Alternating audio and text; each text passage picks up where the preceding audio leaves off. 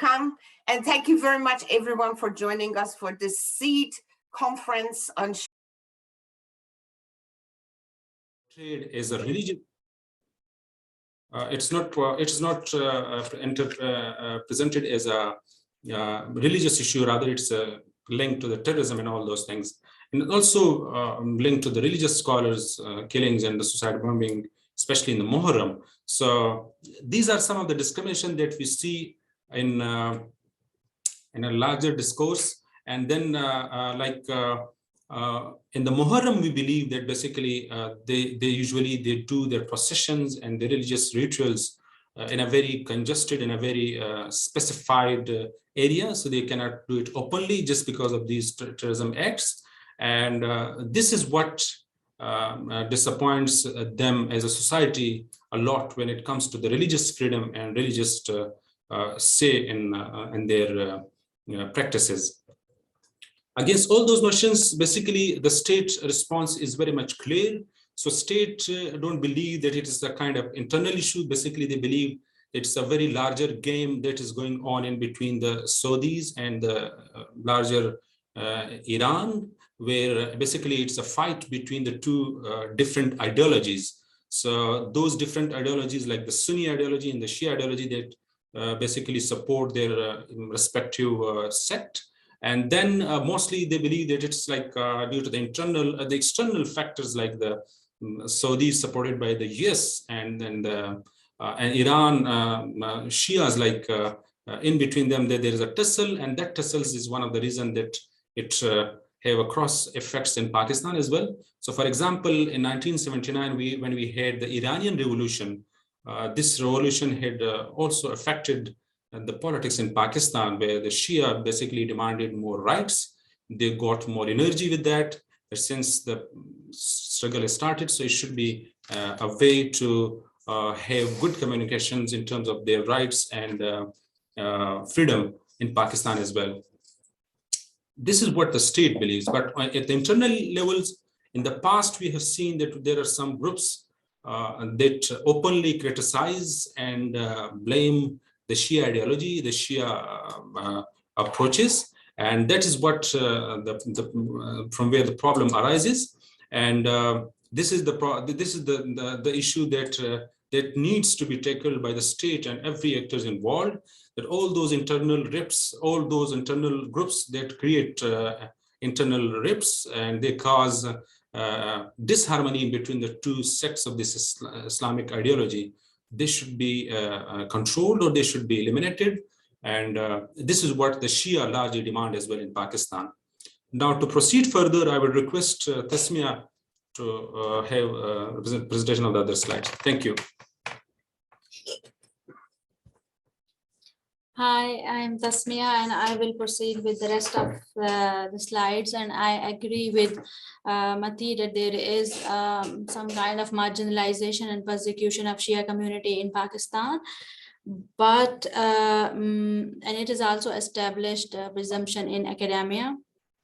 But I see Shia community as a very prominent very prominent and integral part of social fabric. And Shia are significantly larger group as compared to other minorities, if we see as compared to like Christians and Ahmadis and Hindus, and they are economically more affluent, and they are well represented within the country's elite. They are like Shia community has always been prominently represented among the dominant landholders, the military and local and federal bureaucracy, as well as in the industrial and entrepreneurial elite. And each successive Pakistani government included Shia ministers.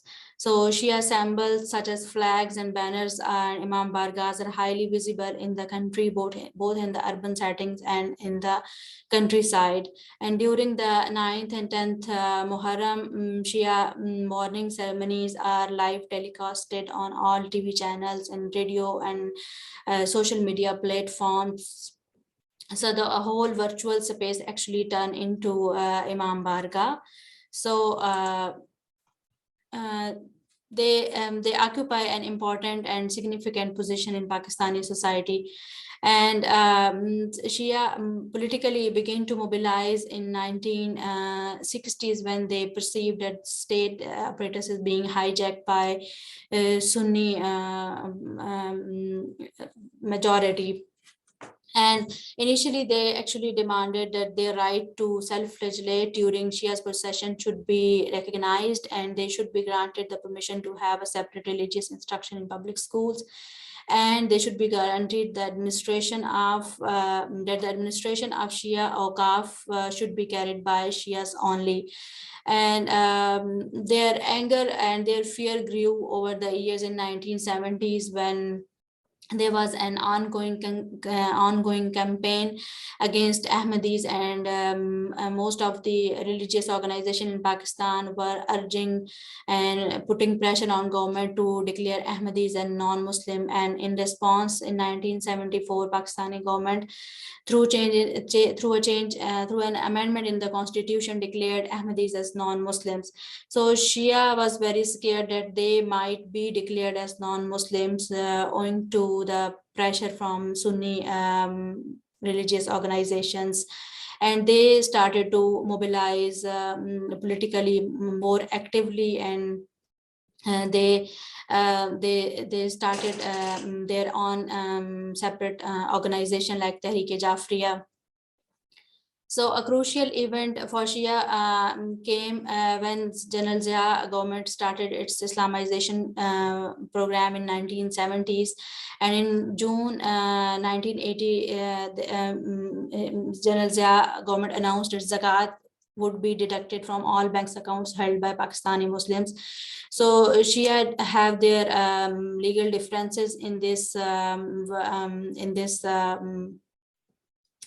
legislation, and they vehemently opposed the plan, and then government was finally forced to withdraw this this policy because Shia demonstrated in streets and they protested and there was riots and some sectarian violence. Finally, government agreed to withdraw this policies, and it left to the people and whether it is up to them whether they want to give zakat or not.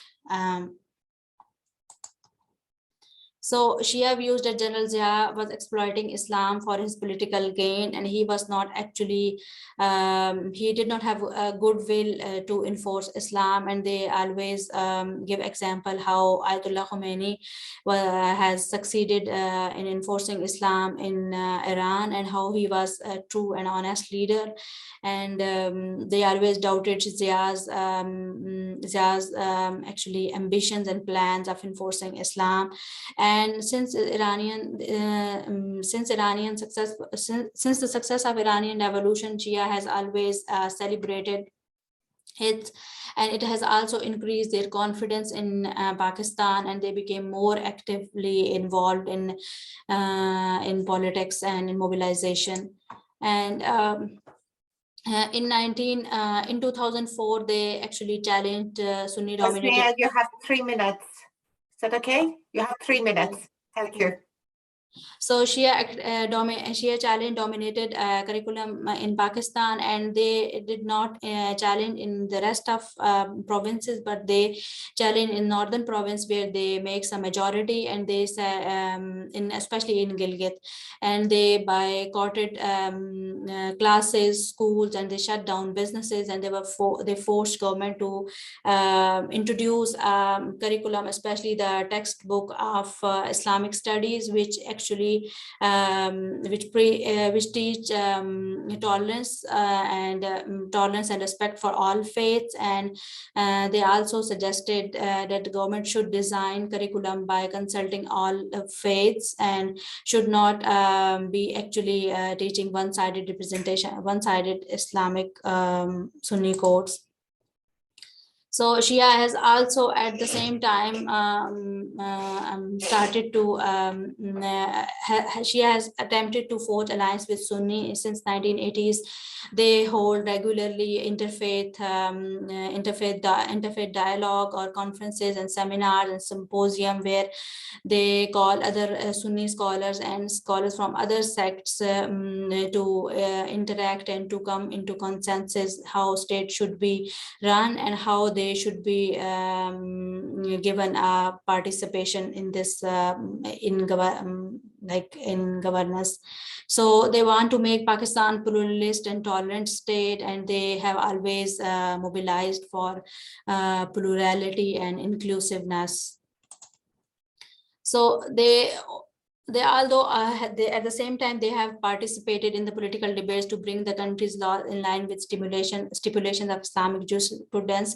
But when they see that in this practice Sunni majority dominate and state provide state patronage to Sunni interpretations of Islam, then they retreat and they say that it's okay, it is better that Pakistan become a more inclusive and pluralistic state, and it actually respect all sects and faiths and religions, and every sect and religion should be provide equal space in decision making and governance process. So they claim their space by the discourse of citizenship and constitutionalism and rights. Yeah, thank you. Thank you very much, Tasmia and Massey. It was great, and I think it gave us a lot of discussion points to make, and a very good kind of interesting discussions about Iran and Pakistan and how to deal with different denominations in these countries. So thank you very much.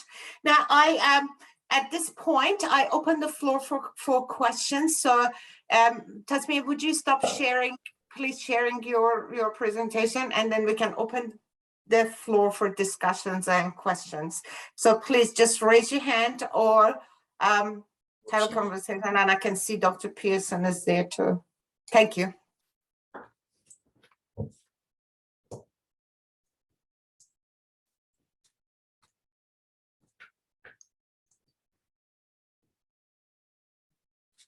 I actually have a couple of questions. I start, and then hopefully that kind of starts a conversation. Now, Alex, I had a question for you. Did you come in your studies? Did you come across any discussions of Golov's and their vision of politics? So, for example, if the decision is rather than if imams are reincarnation of gods in their views, so their vision of politics would be very different from the Orthodox Shia scholarship. Yes, have you come across any discussions like that? Oh, well, the closest thing I could see really was at least in what I've done research so far, and I've kind of accumulated a mountain of research material to keep going on this project, and I'm gonna have a dissertation chapter specifically about this once I get through some more material.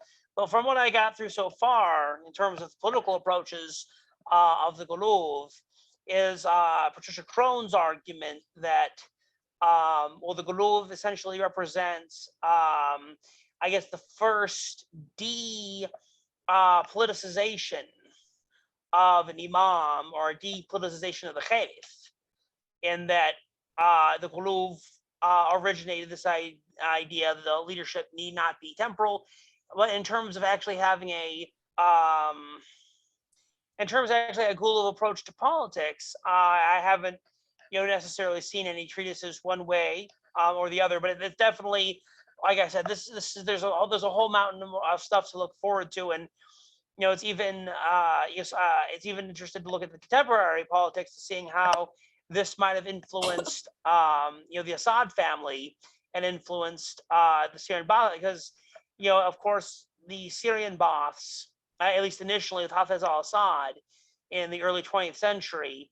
When I took a seminar on the Iraq and Syria in the 20th century back in, I think, 14 or 15, when we read some writings of Syrian Ba'aths, they said, well, we Shiite Alawites, we're the only true Arabs because we've remained pure in these mountains, and we are the only seeds to build a perfect Arab state. But of course, later on, Hafez al-Assad in his later career and Bashar al-Assad tried to kind of move away from a distinct Arabite identity. So I guess that's an interesting question. I can't really answer that fully right now, but it seems to me like they mostly had like a political approach.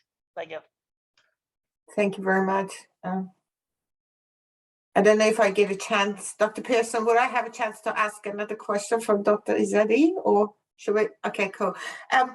Izzadi, I really enjoyed your conversation, but there's some interesting theological paradox in Shia approach to fitra. And I was wondering if you have come across, and for those of us, so from one side, the theological position, as you very correctly explained, discuss fitra to be this innate, strong, kind of like a campus that directs human. It has a divine origin. It is very difficult to be contaminated. It is inside.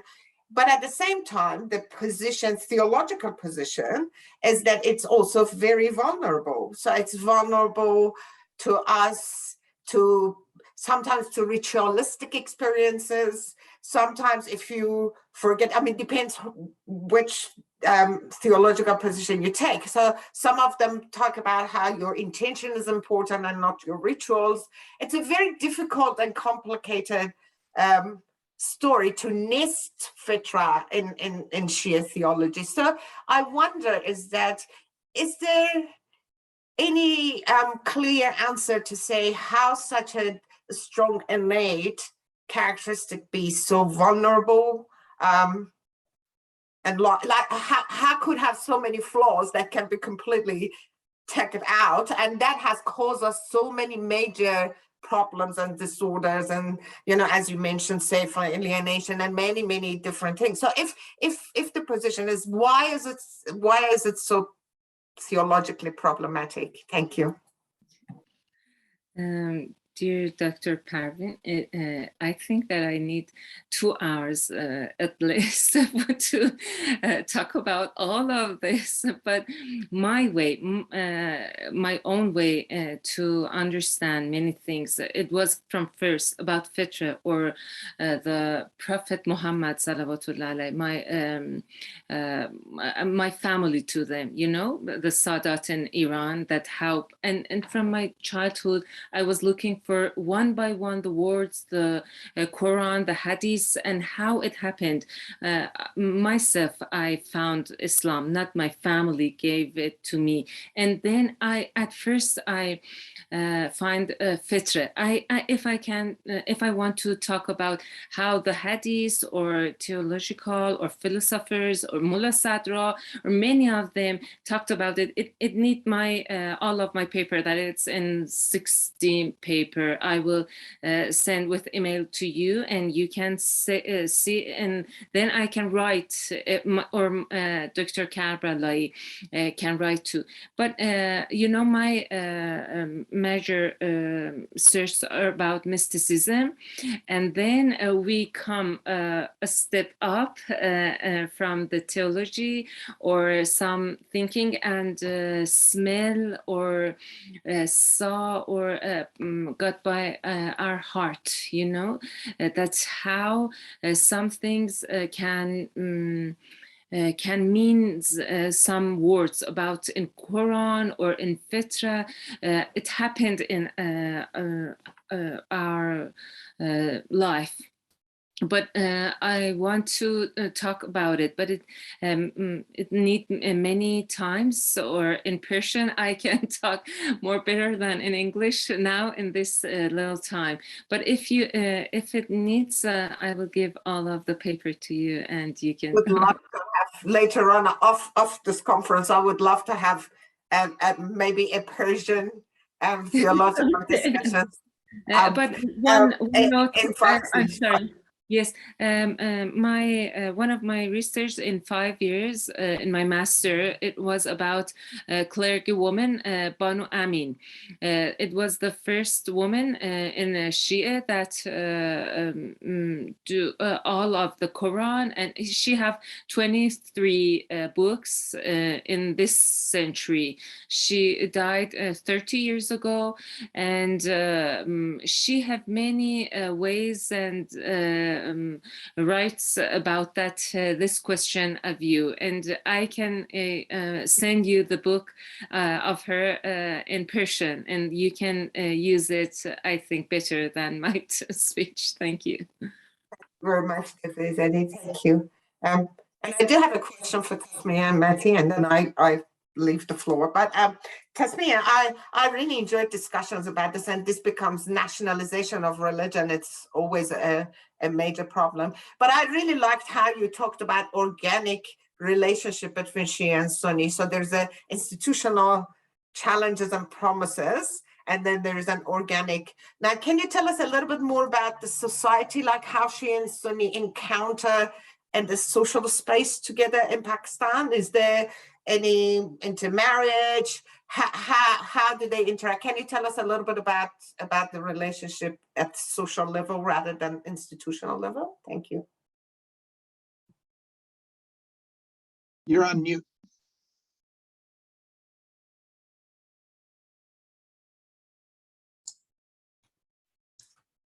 So both communities interact normally with each other in their everyday practice, but what we see that both avoid intersect marriages. It's not only Sunni who oppose marriage with Shia, but Shia also oppose strongly marrying with Sunnis, and this is I think so politics of piety as well being practiced in their everyday life. Like Shia try to show that they have more closer connection with Prophet Muhammad and with Ali, and they have like Shia women taking big chadars and showing that they are more pious, and on the other hand Sunni, especially Deobandi, claim that they know more pure Islam. They practice more pure Islam, and they are true bearers of Islamic values and Islamic codes. So they live in same neighborhoods. They interact with each other, but at the same time they contest the everyday religious practice as well by claiming more authority or more authenticity with Islam. So we have a question in the chat to follow up on that, Tasmia, for you, and then I have one as well. So I'll ask Sayed Amir's question and my question at the same time. Sayed Amir asks, are there Pakistani Shiites who are willing to criticize the Iranian political Shiism?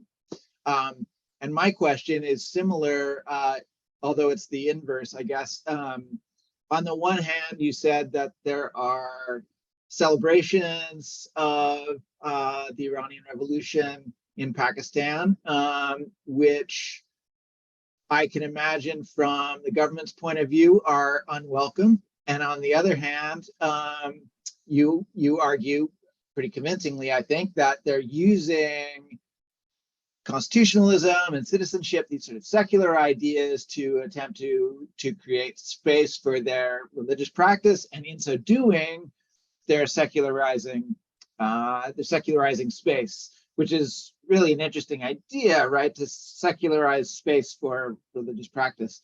So Sayed Amir's question is, are there Pakistani Shiites willing to criticize Iran? And my question is, how does the government view Shia in Pakistan who simultaneously want to praise Iran and use Pakistani constitutionalism for their own purposes? So actually, what I see, state tries to mediate both communities, Sunni and Shia, and they try to make happy everyone. So yes, it is their first priority, and even the state official narrative shows that it tried to address the grievances of all communities. And they at the same time, Shia professed their loyalty to Iranian system, and they say that Iran has a better political system because they has actually showed the world that how Islam should be enforced with the state apparatus. And they criticized state ineligibility in Pakistan to enforce Islam.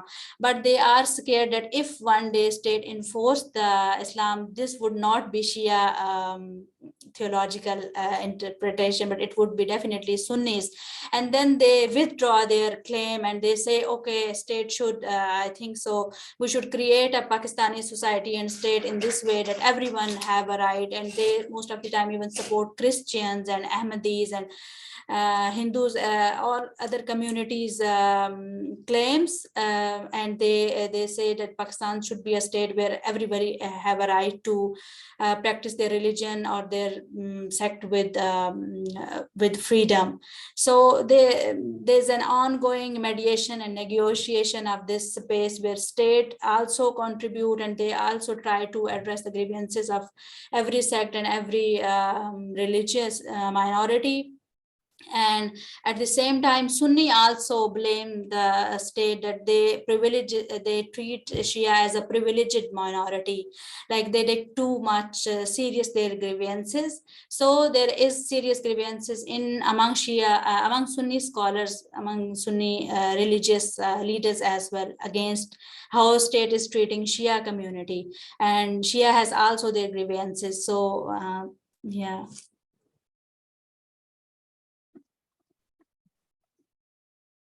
So Mati also want to say something. I think you explained very well. I would just add that Shia has got very much a kind of inspiration attached to Iran.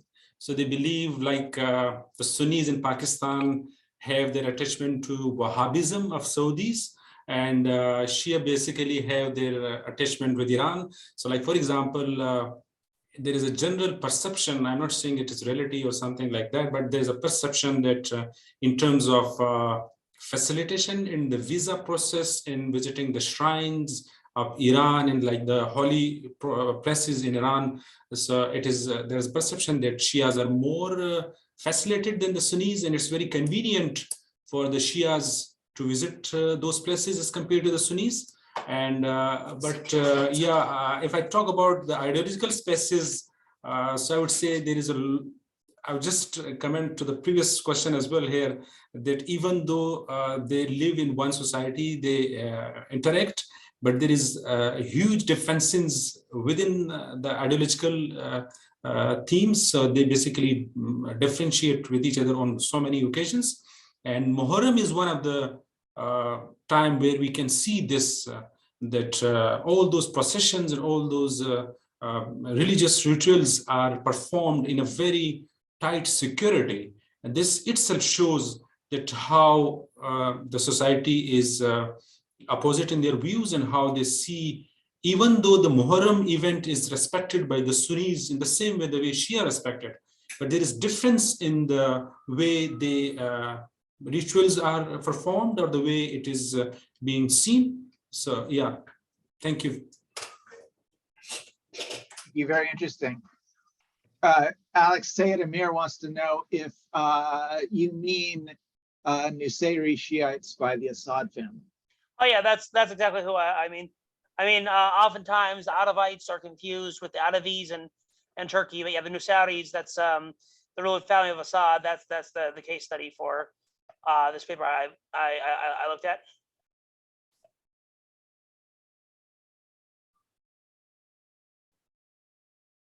Other questions?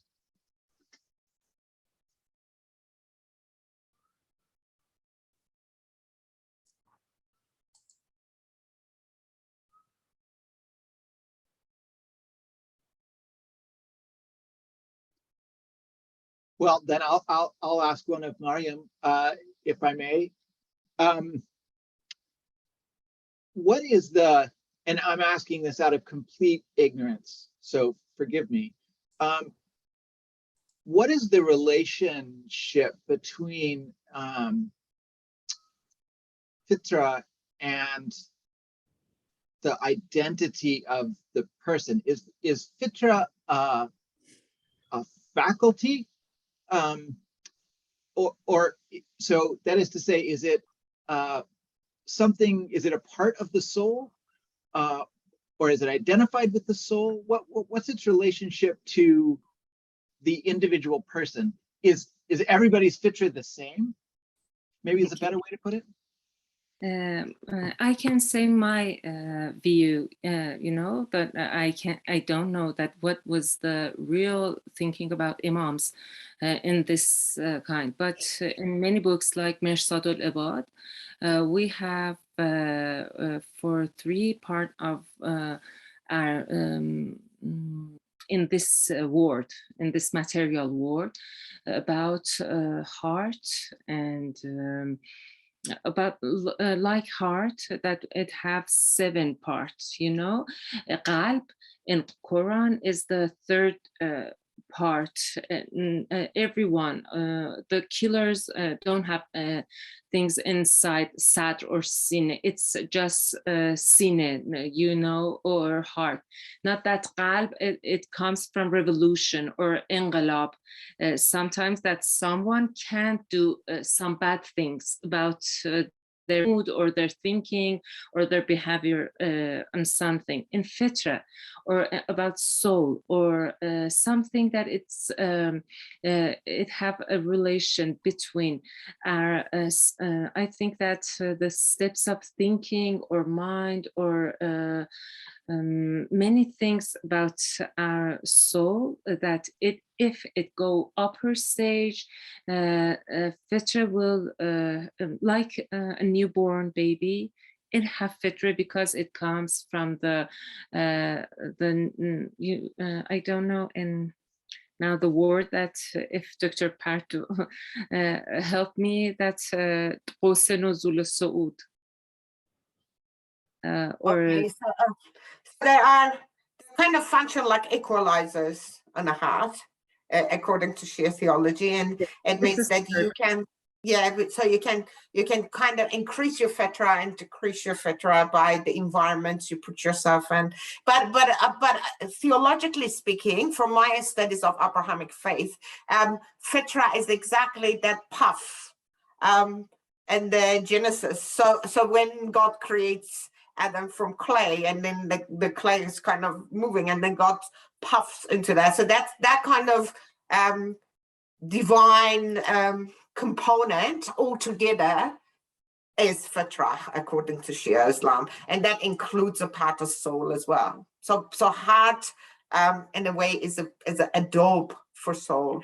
No, yes, of course, but I told the doctor that like soul, like heart, that it have some steps or some revolution about it in fitra, or in our native. When we born, we have just white and lightening fitra, okay? But if we bring it and we have to save it in our 14 years, first 14 years, but how just like in halal eating or thinking or mind or some spirituality moods, it will be go to about better than the first. It's the kind of that Imam Sadiq alayhi salam and Imam Ali, I have a picture about it. I will send it for Dr. Alexander if it's possible, and you can see that which how it changed in our years of life. And it has it if you go to some spiritually places and you don't know what happened, but it may have some hijabs aware, and you will you can see some kinds of the rule of it. Although people have it, but many don't know how to use it, and then it will go off. Thank you.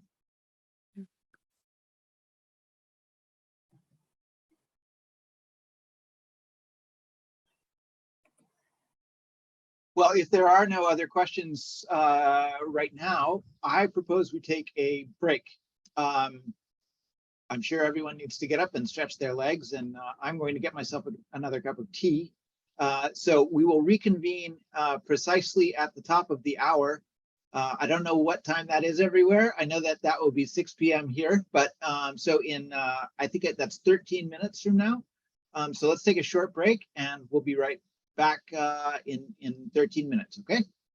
Thank you. And thank you everyone for presenting in the first panel and for the good questions. And Dr. Ezedi, I know that it is midnight for you, so I should say goodbye to you and thank you for coming to our conference. We will be in touch. Thank you. Bye-bye. Thank you.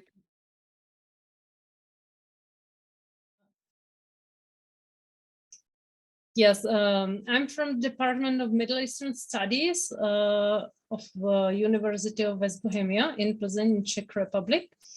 And I'd like to share with you some notes and points about contemporary Shia fiqh and its response to COVID-19 pandemic. First of all, I'd like to say that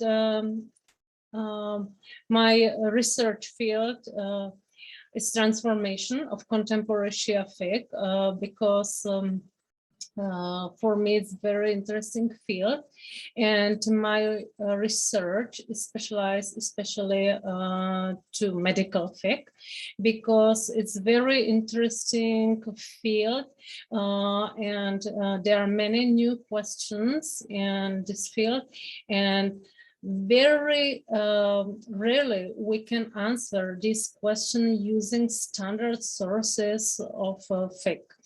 And that's why medical fiqh for me is a very nice example of use of different methods, for example, of use of secondary rules and some general principles of fiqh and so on. I don't want to go very deeply into this topic in general. It was just a brief introduction that I conducted my research in Iran, especially in Qom, and I wrote several articles about medical fiqh and Islamic bioethics from the viewpoint of Shia fiqh. These articles were focused on transplantation or artificial reproduction technologies and abortions and so on. And coronavirus epidemic was the next example for me to study. And it was very interesting for me to be in Qom just at the beginning of the epidemic and to observe the situation there. And I'd like to share with you some interesting points of fiqh, especially some attitudes and views of highest Marajat Taqlid of Grand Ayatollahs. It was not very easy to find them because especially exactly at the beginning of the pandemic, these Maraja, their answers were not very frequent, so it was difficult to collect them. So, COVID-19 pandemic affected most of Islamic countries, as you know, and in Iran, when I usually conduct my research, the situation was very serious. I was there in February 2020. Me as a European, I suppose very wrongly that it's not be very difficult time for Iran, that maybe something can happen in Europe, but we didn't know that in fact in February Qom was center number 2 worldwide of coronavirus. And in February, there was very massive religious tourism in there. You know that Iran, Iraq, and Lebanon, all Shia countries have a very, very important tourism between each other. And in Qom in February, it was many of tourists from Iraq and from Lebanon. We all visited Holy Shrine of Fatima Masume, and even 5 days before its closure, there were no measures at all. And it was very difficult to find out that we were quite in danger. And the early response to the COVID-19 epidemics from the viewpoint of highest Maraja was very rational. I might say, and it's necessary to be pointed out, that within all field of medical bioethics, the position of the Grand Ayatollahs is always very rational. And this was no different situation.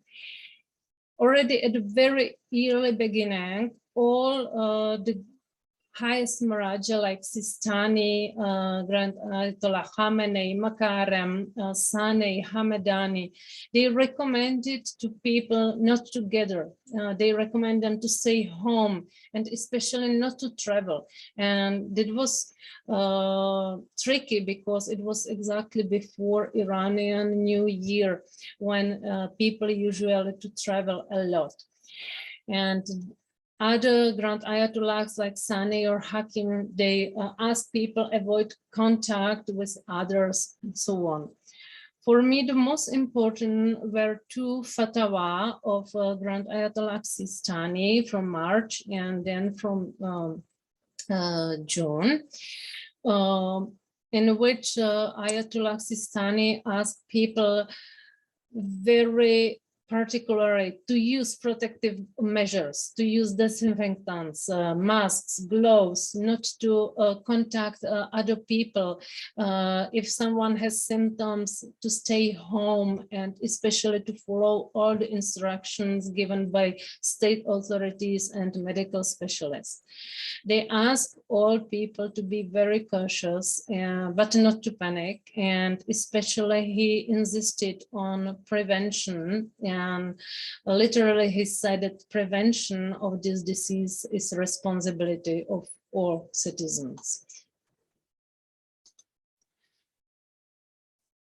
Some of highest Maraja, they gave some istiftat that infected people are fully responsible for the situation. And if they infect someone and that person dies, then this is necessary to pay financial compensation there for this.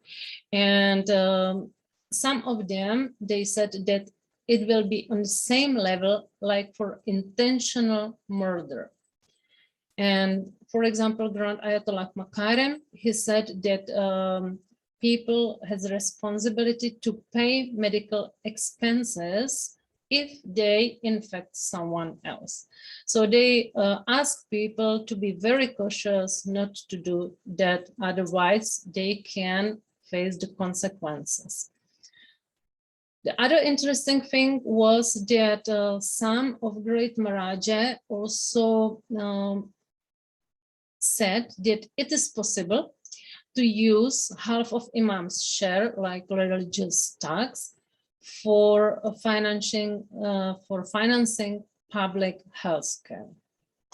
I don't know if it was used, but they said it's possible. Here, this is from Iraq, the leaflet that was spread by Imam Ali, Holy Shrine, I can say that this shrine and shrine of Imam Hussein of Karbala were very active in the fight against coronavirus. They really did a lot about information of people, and they also tried to disinfect some parts of cities of Najaf and Karbala, and they also paid attention to ill people. They distributed some food to affected people.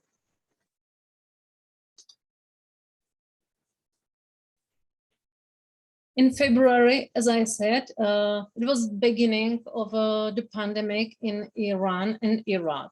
And in the end of February, the first holy shrines and mosques were closed.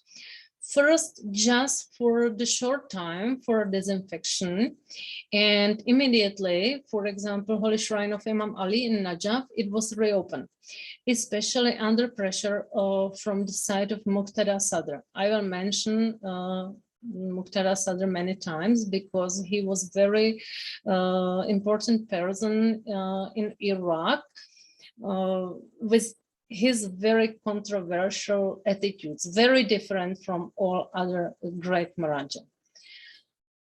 The same situation was in Qom because Qom was identified very soon as a center of COVID coronavirus in Iran, and there were some tasks to close Holy Shrine of Fatima Masuma and Jamkaran, but other people, they were very strictly against this closing.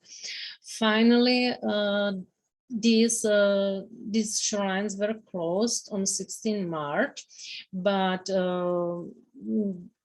the answer of the public was very negative. The closing of shrine was connected with prohibition of Friday prayers. It was a very important point again in the measures against coronavirus.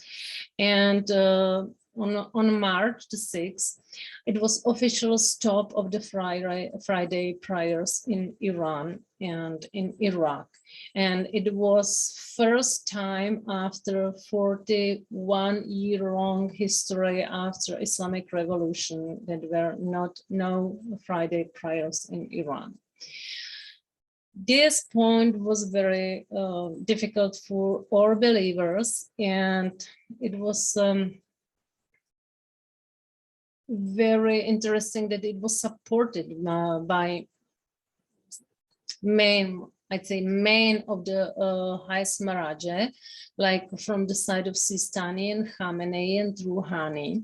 But here I mentioned even some negative reactions. For example, Iraqi Grand Ayatollah Tai, and here this is part of his Facebook, he strongly opposed to the closing of holy shrines and the prohibition of Friday prayers. And the same position had Iraqi Muqtada Sadr. When the Friday prayers were banned, he collected, or he asked his believers and his supporters to make some congregational prayer in Kufa, but finally he didn't come. And he changed his position after 2 or 3 weeks.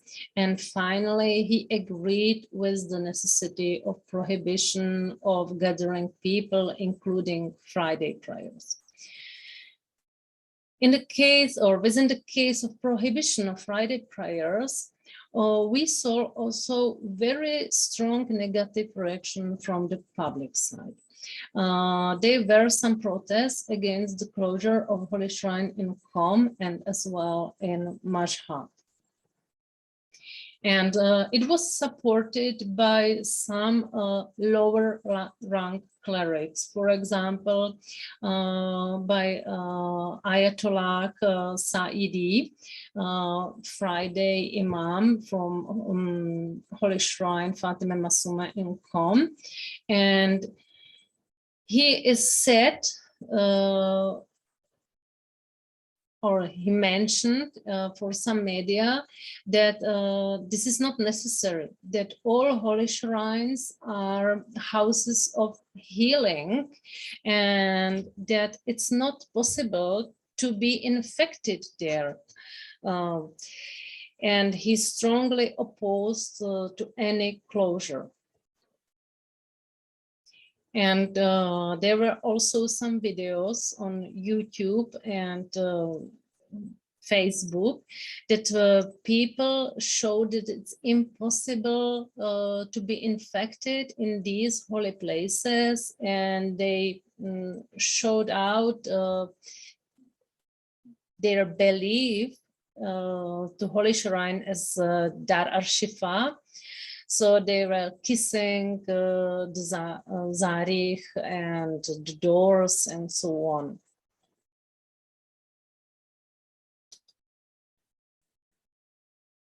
So the COVID-19 pandemic affected holy months of Ramadan as well. It was clear that because all congregational prayers and gatherings were banned already, that it's impossible to organize any night dining, iftar, and so on. But the key question was fasting, if it's obligatory during the pandemics or not. I found out even World Health Organization guidelines, safe Ramadan practice, and it was written in these instructions that there is no clear connection between fasting and increase of the danger of coronavirus. So they recommend to fast in a standard way. And it was followed by Sunni Muslims. And sometimes they even insisted on fasting as a way how to increase the health against coronavirus. The Shia clerics, they had a different opinion towards this thing, because in Shia faith, in case of real or some personal concerns that fasting can prolong or cause some illness, person should not fast in standard situation. And it was used, this rule was used for coronavirus situation. And most of Grand Ayatollahs, they published their opinion that if someone is really very ill and he's afraid of being even more ill or to prolong his illness, such person should not fast. Some of them, they said that it's allowed without compensation because of coronavirus, and some of Grand Ayatollahs, they demanded compensation for not fasting later. Very precious was again Grand Ayatollah Sistani, and he published fatwa in which he said that if someone is home and he should not be afraid about coronavirus, such person should fast. For such person, fasting is obligatory. But if someone has to work and it's impossible for him to avoid contact with other people and he's afraid of being ill of virus, of coronavirus, especially because it was said that moisturizing of mouth is necessary as a protection against coronavirus, such person should not fast. Fasting is not obligatory for him.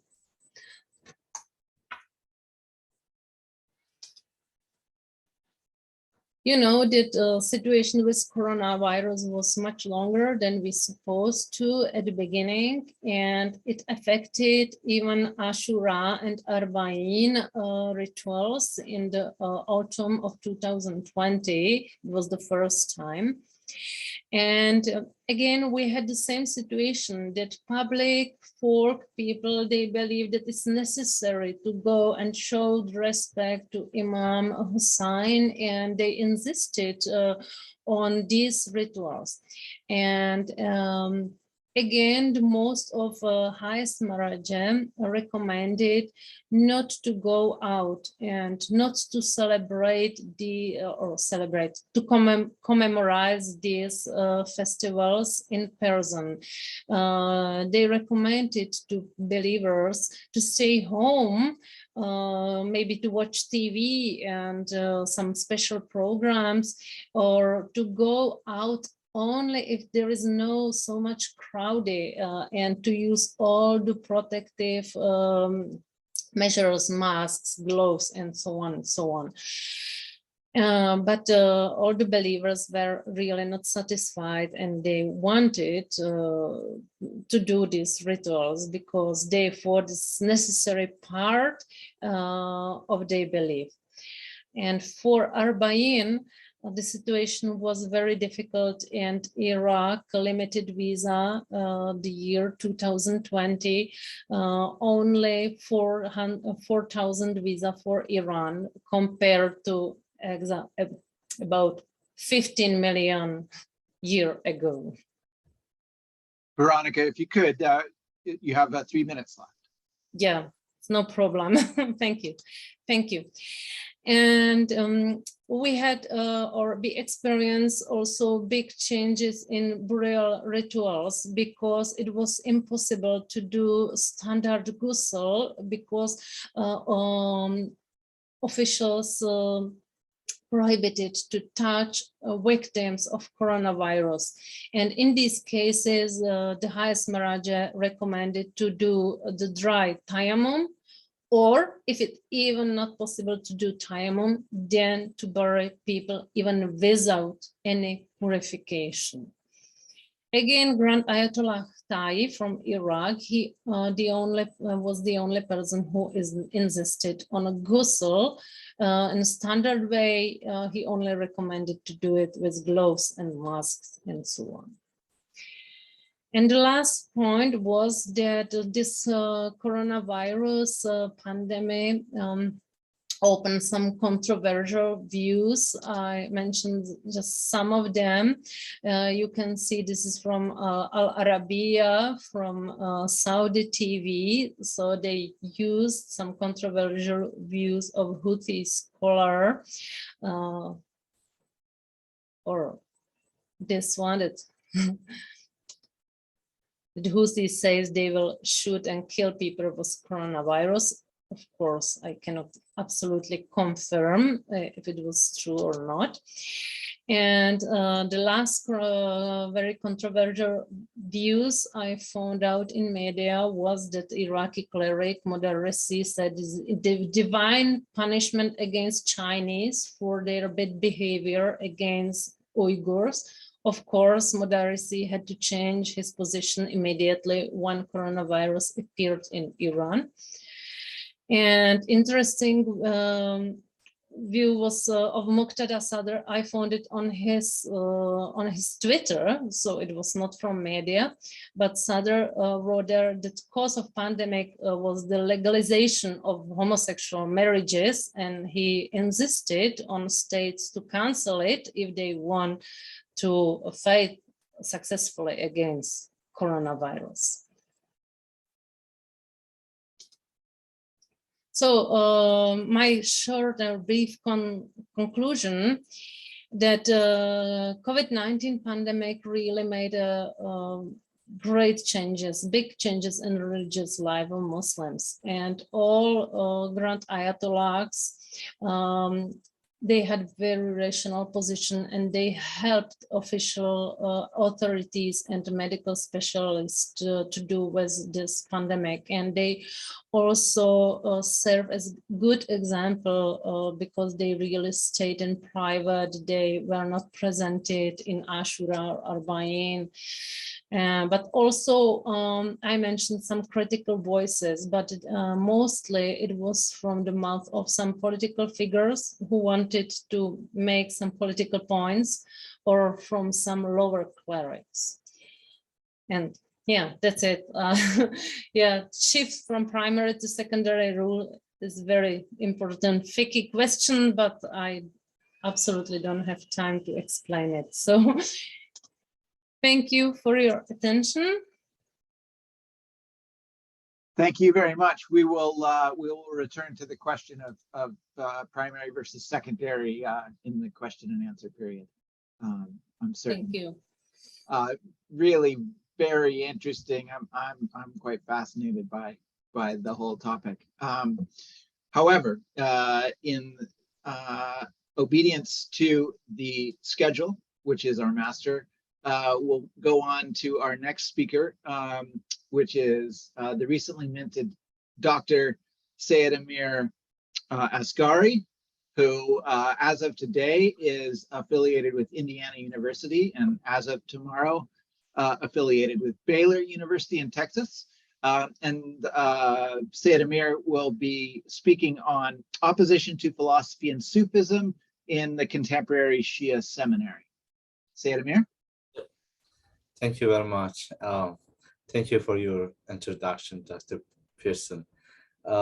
It is my pleasure to be among you, and I would like to thank both Indiana University and Massey University, Dr. Parto and Dr. Pearson for organizing, and also Alexander Shepard for organizing this session. Well, as you mentioned, I'm happy that my last day at Indiana University ends with this very actually very good conference, or webinar we call it. But so let me first begin with sharing my PowerPoint here. Yeah, and then as Dr. Pearson mentioned, I'm going to talk about philosophy and Sufism in the contemporary Shia seminary. But prior to talking about this issue, I guess it's important again to sort of begin with some introduction. The main question when we talk about philosophy and Sufism in Shia seminary, the very main, I guess, topic in question is that what is the relation between Shiism and Sufism, that there are two important currents within the history of Islam. Some people among the Shiites also, they have seen Shiism and Sufism kind of in cooperation, or intervened, or with interrelations. However, again, some others in the history of Shiism, some other scholars of religion, in fact, they have seen these two as absolutely, separated and not interconnected. Both they try to, kind of argue for their position. But anyway, what I am going to to present an outline of my discussion is a very small part of my my dissertation, which I guess in 20 minutes I can only share an outline of that discussion, and then hopefully we will have the dissertation in hand soon. So when I'm talking about Shiism, so mainly and then about the seminaries, I'm talking about the seminaries in two countries, neighbors, Iran and Iraq. Iran now, today, after Safavid era, mostly is a Shiite country, as well as Iraq with majority of Shiites. And then the importance of two countries is that Iraq, is home to Shiite shrine cities in which those seminaries like Karbala and Najaf and Samarra mostly located, and Iran as well has two main cities in which main seminaries are located, in the central Iran in the city of Qom, and the other one in the eastern in the city of Mashhad, which is the graveyard of the Shiite eight Imam, namely Imam Reza. Now, my discussion, I mean, there are many branches or many topics to include in this discussion, but we know that there's no time for such discussions right now. So let us when we talk about this the interrelation between Shiism, Sufism, and philosophy, we know that one of the main aspects and important aspects of the religion is to answer the spiritual needs of man. The spirituality might be achieved either by means of contemplation, which is theoretical, or practice, or both of them. Shia Islam in its history has been involved with those aspects of religion. Shiism is generally known to represent an inward or batini aspects of Islam. This is what makes Shi'i-Sufi relationship coherent and meaningful. So this, the batinism. According to the other end, those who try to say that there is a relation between Shiism and Sufism, this inward aspect in Shiism, which includes concepts like wilaya, believing in a spiritual message, and Imam as a representative of that spiritualness of the divine and the guidance that he provides to people. So this inward aspect is to recognize the essential spiritual goal of religion and to perform intellectual and practical endeavors to achieve it. Considering the inner aspect is not neglecting the outer aspect. Instead, it is stepping forward and passing from the exterior to the heart of message. This is, however, that Sufism has been struggling now with the opposition of those who delegitimize any attempt to recognize the inner or esoteric aspect of religion. Now, with understanding that religion has or brings the spirituality, again, in the seminary, and we are talking about the Shia seminary, however, generally talking about Islam as well, within the Shia seminary as well, those who were kind of tended or were pro-Sufis, and those who were Sufis, against they have been attacked because of that, because of the other idea, saying that they are illegitimized, or they are not legitimized, or presenting an authorized aspect of religion. Now, also, there's something else to mention here. I guess it's about the modern Western scholarship that studies Shia Islam community from different angles. That we know that it's more recently the Shia study has been kind of in growth. A large number of these discussions, however, have been political discussions without going really deeply into the intellectual and philosophical aspect of religion. Additionally, it has been either explicitly or implicitly claimed that the scholarly works in the scholarly works by both Muslim and Western scholars that Sufism has primarily developed outside of the seminary, and the opposition of jurists and Sufis is used as evidence of this opposition. Now, so yes, we have a lot of discussions, we have a lot of studies about Sufism, But again, it has typically taught that, okay, when we talk about Sufism, then we also talk about jurists as, you know, those who are against Sufism. It's right, it's correct. But my study was to kind of show and present a Sufi movement within the seminary on one hand, and also a strong opposition to Sufism and philosophy, again within the Shia seminary from another hand. So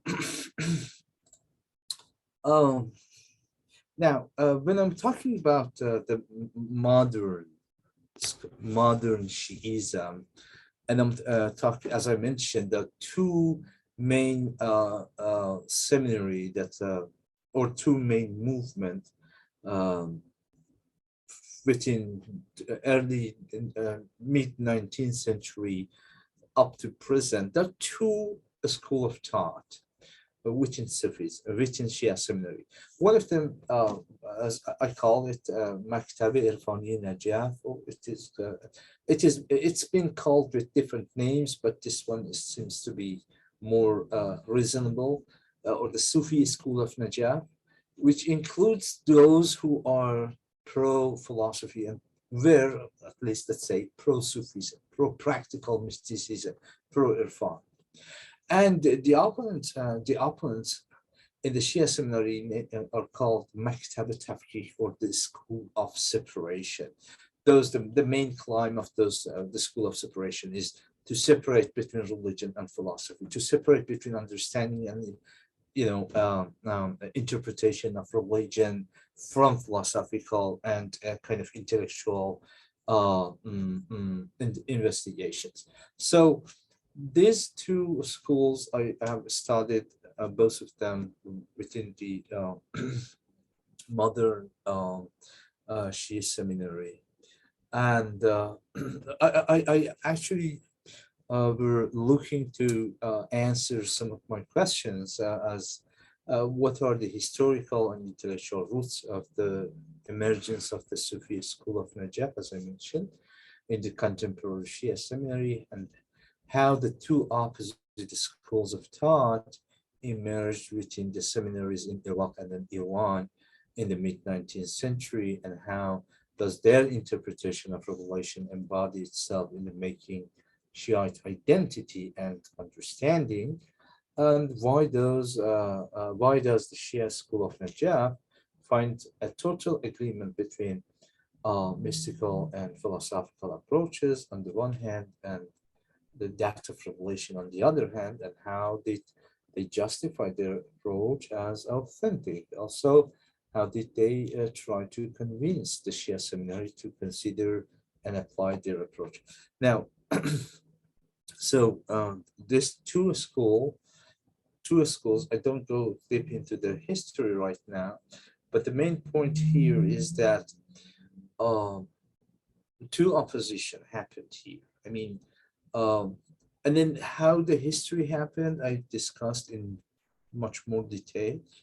But the point is that these two main schools, namely a school of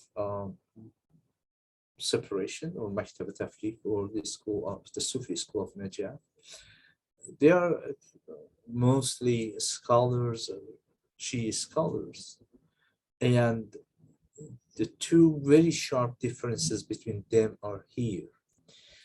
The Sufi school of Najaf claims that there is integrity, harmony, and similarity between intellect, revelation, and Sufism. When we say it's intellect, it's kind of, we talk about philosophy, and then we talk about philosophy in the tradition of Islamic philosophy, and probably more particularly the philosophical thoughts of Mullah Sadra and his followers. When we say revelation, it's definitely Quran, and then Sufism is the practice of purifying yourself and making your soul kind of pure in order to in order to reach and attain the perfection. On the other hand, the opposite school, which was this called Maktabat Fiqh, as I mentioned, this school and its founder, Mirza Mahdi Isfahani, completely ignored, and they ignore any harmony, similarity, and integrity, again, between revelation, intellect, and Sufism. For them, revelation is beyond any other knowledges. And when they say knowledge, they mean that they divide knowledges into two main knowledges. One is the divine knowledge, and the other one is human knowledge. Now, they try to mention that as God is perfect, so whatever he presents is perfect. And as human being is imperfect, whatever his human intellect presents could be imperfect. If you look at this argument, you may find it, yes, it's okay. It's acceptable because God in religious literature and religious understanding from believer point of view, God is God, he's absolute. His knowledge is absolute. There's no lack of anything in God's knowledge. Then his presentation as a revelation must be the most perfect form of knowledge. And then, yes, human knowledge, as because humanity is, however, intellect is there, but there could be, and no one is ignoring this. Now, this causes the school of separation to be kind of fully against any philosophical attempt, any intellectual attempt in interpretation of religion. Now, one main probably thing is here that the school of separation, in his attempt or in their attempt to kind of philosophize their past, their argument, especially the Mirza Mahdi Isfahani, the one who was founder of this movement, he kind of argues that, not argues, but presents, he just attacks philosophers. He attacks from, within the history of Islam, you have seen Ibn Taymiyyah, Ghazali, and others, their followers. They attacked philosophers. They attacked Sufis sometimes, some of them. Also in Christianity and Judaism as well, you have people that they attack. But here, something is beyond that. But when you talk about Mirza Mahdi Isfahani, he is kind of reproduction of Ibn Taymiyyah or Ghazali in the Shia tradition. But plus that, you do also have another aspect. He says that whoever follows philosophy and philosophical method or Sufism, he is in fact kind of ignoring the reality of Shia Imams. Why all of these things? Why? The answer of Mirza Mahdi Isfahani is that I saw a dream. Or his followers, they said that he saw the 12 occult Imam al-Mahdi in an intuition. Now, he says that I met him and I was asking for truth. And he told me that whoever seeks knowledge from any sources except from us, min ghayrina, us, the family of Prophet, is equal to our denial. He is denying us. So philosophers, Sufis. You are denying Imams, and you are denying and then no one is questioning the importance of Imam in Shia theology. Now, so this is kind of arguments that Mirza Mahdi Isfahani in his he presented in his book. Amir, can I interrupt? Can I interrupt for a moment, Amir? Could you sum up in the next few minutes? Sure. Yes. Thank you. I have just a few. Sure. In his book, Abwab al-Huda, or Gates of Knowledge, Gates of Guidance, he explains the foundation of opposition to philosophy and Sufism. And for instance, in trying to explain that logic is bad, he says that the very first one who used logic was Satan, because he argued against God and said that you created me from fire and you created man from clay, and so I'm not obeying human being. Now the point is that the only thing, it appears that the only thing that Isfahani is trying to do is trying to protect, kind of going back to something of pure religion, as Salafism was trying to go back, or as Ibn Taymiyyah or people like him. But here, there's another dimension to that act, which is again protecting Shia Imams.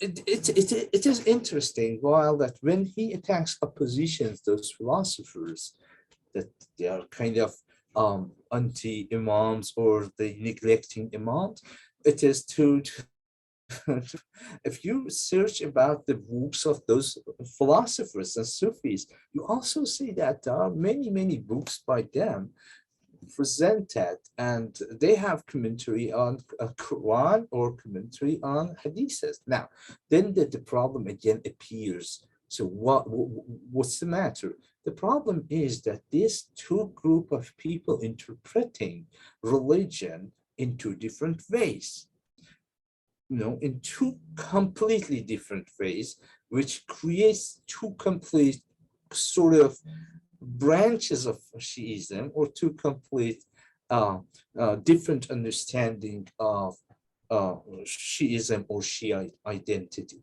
Now, I mentioned the Sufi school of Najaf.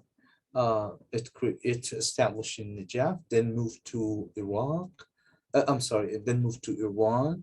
One very main figure of this figure in our contemporary is Allama Tabatabai, and he, in his different works, he responds to Isfahani, and it kind of argues that it appears that Isfahani didn't understand Islamic philosophy and Sufism fully, or in its deepest possible way. So they say that he didn't understand, and he kind of misunderstood philosophy and misunderstood Sufism. And also he misunderstood logic, because logic is logic. But if someone misuses logic, then it's not from logic, it's from the person that who uses. Now, within this the limit of time, I wanted to argue that the importance of, first of all, the continuation of philosophy and Sufism within the Shia seminary, and then also the strong opposition of Sufism and philosophy against within the Shia seminary, and their debates and disputes, and ongoing debates and disputes now. And also creating two different identity, two different understanding of religion and interpretation of revelation. I stop here, and I again thank you very much for your time and for being with me. Thank you. Thank you very much, You're Sayyid Amir. You're welcome. Thank you. So course, this isn't the first time I've heard some of this spiel in the last 7 days, so it's good to hear it again. Our final speaker in this session is one of our organizers, so she needs little introduction. Professor Partow from Massey University will be speaking on politics, capitalism, and transformation of Shia theology in Iran. Nagar? Thank you very much, Carl, for the introduction. My name is Nagar. I have been studying Shia theology for a very, very long time from a very intellectual inquiry perspective. And the discussion I have for you today is looking at some kind of theological transformations and changes that happened during the last century in Iran's jurisprudential endeavor, and how that kind of created a new transformation in the way theologians and students of seminaries in Iran understand Shia Islam. So just for a little bit of background about how these discussions kind of take shape. Now, historical arrangement between, in Shia context, the clergy always had a relationship with political systems. But this historical arrangement was that they were subordinate to political power and often worked as consultant or advisors. So the main and dominant jurisprudential position philosophically was apolitical. And then they argued that the main responsibility for the clergy was a moral responsibility for religious figures and students, where to focus on individuals and make sure that individuals' affairs and discussions, theological discussions, are alive and are active. So there was a very inward position within the seminaries, as well as different religious figures and institutions. Now, interestingly, these two, they developed two rational positions, both very rational positions, about the involvement of jurisprudence into politics. And I don't necessarily mean the involvement of clergy, but I'm talking particularly in the dynamics of theology and politics.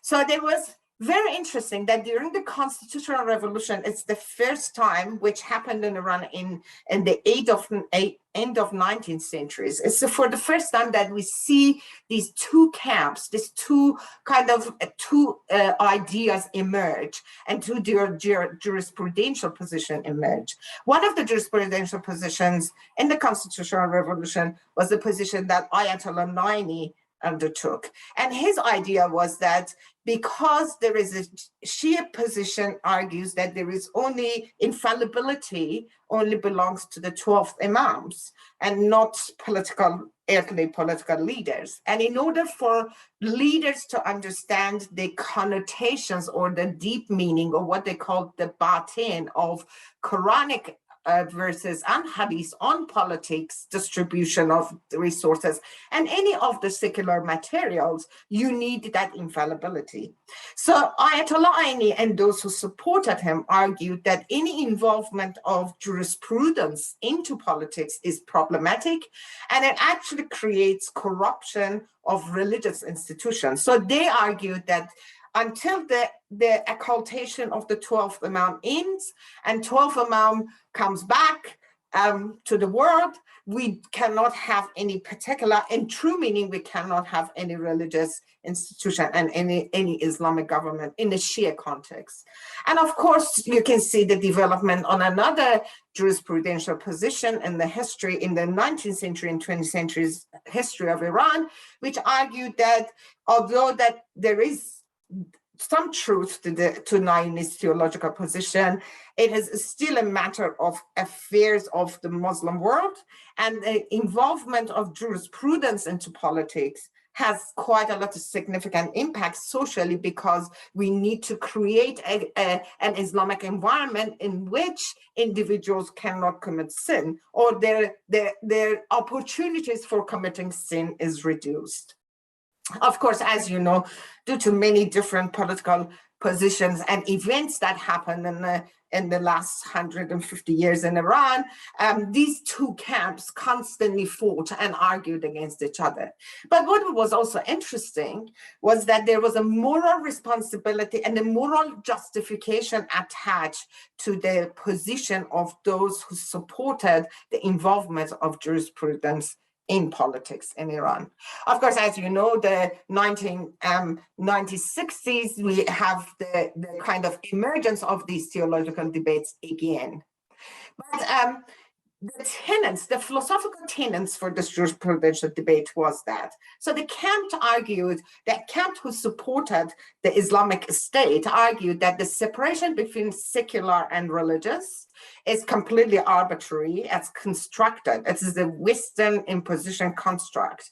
And they argued that nowhere in the history of Islam, the affairs of secular and religious have been separated. So that was their argument. But they also associated secular with series of negative moral impositions that religious figures and students were now responsible to purify. So all of a sudden, and they called it in Farsi, they used the term paksazi, which actually means purification. So there was a Puritan vision of this jurisprudential debate that actually argued that by Islamization of politics and Islamization of economy, you end up with a solution to the injustice and unequal distribution of power. Now, interestingly, they also strongly supported centralization of power. And they argued that centralization of political power is a necessary condition for economic development. They didn't actually argue that, for example, we should move from an absolute monarchy to a constitutional monarchy, or from a monarchical system to a different model of our parliamentary system, but they argued that this centralization has to be located differently. So those of you who are familiar with the philosophical traditions of studies in seminaries in Iran know that Plato has a very significant weight in Shia theology. And they were actually thinking to copying the king philosopher model of Plato and argue that this is the best person. So there should be only one person to rule, but that person should have a different moral imposition. And what was that? Is that person was supposed to start an Islamization project that was supposed to save or kind of purify Iran. So, but there are two other theological positions, and I think these are the theological positions. My critique is that these were the problems rather than solution. So the first one of these was that there is no dynamics between secular and religious. So they argued that religion has hegemony over the secular, but secular has no influence over religion, which actually proved at the problem of this particular jurisprudential position. But the other point that they made is that when attempts for Islamization begins, so when we start to Islamize economy and politics and development, the secular submits. So that secular is completely disempowered and completely undermined by the power of Islam. But none of the founders of this argument, whether in the early period when there was Modarres and Kashani, and then later on with Khomeini and Montazeri, nobody actually argued extensively to what degree, what is in this specific Islamization project that submits secular. There are some general notes by them to say that people understand the beauty of Islam, it is part of the intuition, but nobody actually had a systematic response or philosophical response to these particular issues. Now, so as the result is that also this should be an Islamic governance. So an Islamic government all of a sudden became the most successful project between seculars and religious in Iran. Now, those of you who are familiar with the history of Iran know that history of Iran can be actually discussed in the tension between secular and religious. Over time, whether through ancient history of Iran, Middle Ages history of Iran, modern history of Iran, who is going to rule and what is the best model for governing has always been a matter of contestation. So sometimes religious forces win, sometimes secular forces win. And this fight has been going on for over 2,000 years. So it's a very interesting case study to see how they can never actually find a compromise position. But I believe that Islamic Republic, the way they envisaged the idea of a modern Islamic government, was actually the most successful project between the secular and religious forces in Iran, in the history of Iran. So what was happening is that non-clerical Islamic intellectuals, and to name some of them, say Jamaluddin Asadabadi, Ali Shariati, and many of them that you know. So they were contributing significantly to the development of this idea of a modern Islamic state. All of them, most of them were educated in the West. They, Shariati had a PhD from Sorbonne in France. So they were actually socialists, and they had modern Western education, but they were thinking as this Islamic model as a solution. So they contributed. And of course, some Ayatollahs like Montazeri and Khomeini kind of thought about theological ways of justifying the system. So the project of Islam, and that's where it is different from the case, for example, in Pakistan, is that rather than trying to think about how to have a different model of governance, the project of Islamization of Iran became about institutionalization of jurisprudence and was inherently secular, because the institutional model of a government is inherently secular. So we have theologians who supported this idea, but they heavily relied on the kind of traditional economic relations, and they missed the fact and the pressure from the modern economy and modern development. They didn't consider the pressure or push for development and how that kind of contributes to a neoliberal and capitalist model of engagement between religion and the secular. So if you think about the traditional model of this arrangement, is that, as you know, in the seminaries in Iran, traditionally, Ayatollahs always were landlords and were feudals and had quite a lot of lands, and they paid for their students to study with them. And the more students you had, the more status you had. So they kind of thought about, when they thought about Islamization of economy, they thought about that forms of arrangement. But that forms of arrangement was never institutionalized. And it was never discussed in the context of tax paying. It was never discussed in the budget allocation. So there's a lot of mechanisms in modern politics that they completely ignored and undermined. However, saying all of that, the idea of Islamic governance kind of motivated a revolution for so many different reasons that is not in the scope of this discussion, but they won. So the jurisprudential group who believed that an Islamic government can purify all our acts, all our secular life, actually won. And they started what I see, the Islamization begins. So 1980s in Iran, we have a kind of fueling Islamization project. So you have Islamic banking, Bankdari Islami, Islamic education, Jahal Daneshgahi. In fact, like after the revolution, they closed down the universities for years in order to ensure that the education in universities meets the Islamic standards that the new republic was promoting. Then there was Islamic economy, Iqtisad Islami, Islamic development, Hosea Islami. They all kind of have this Islamic connotation or adjective attached to them. But in reality, it was just people who either were practicing or claimed to be practicing Muslims were appointed to the positions in powers in inherently capitalist systems. So whether you were talking about development or whether you're talking about involvement in diplomatic relations between Iran and Central Asia or any kind of arrangement, it is fueled by neoliberal systems. And the systems of Iran, modern political system of Iran has always been a kind of capitalist model.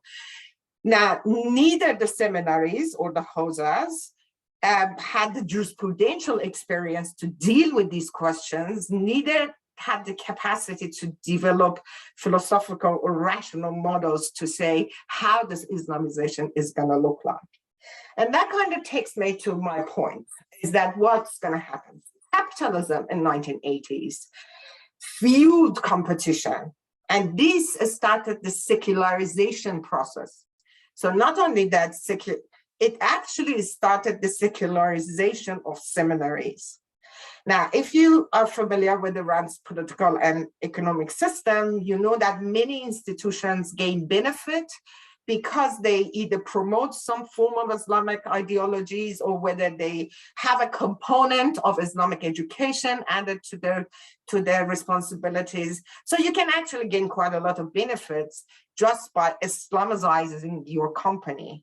So if you have a component to your company that kind of says, oh, we are also kind of promoting Shia Islam in the region, you can gain benefits. Now, in the research system, every time you're going to write about something about Islam and something about the importance of Shia political system, you get more grants and you get more funding.